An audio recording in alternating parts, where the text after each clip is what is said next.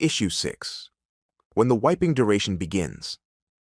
The period of wiping begins from the time of the minor impurity after wearing the leather socks, not from the time of wearing them.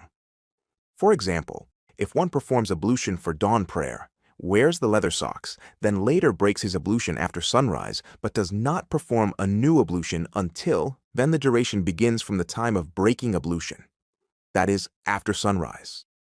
Some scholars, however, maintain that the period begins from performing ablution for noon prayer, that is, the actual act of wiping after breaking ablution. Issue 7. Wiping over the medical dressing, turban, and women's head coverings. The medical bandage or cast.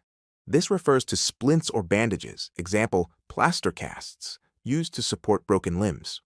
One is permitted to wipe over them, as well as over medical adhesive patches or wound dressings. The condition is that these coverings must not exceed what is necessary.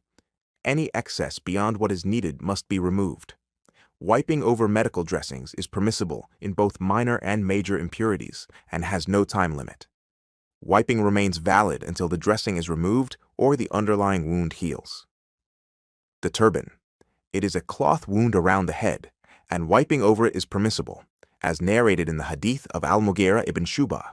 The Prophet, peace be upon him, wiped over his turban, his forelock, and his leather socks. Women's head coverings. Some scholars analogize the ruling on the turban to women's head covering, especially if removing it causes hardship, permitting wiping over it under similar conditions.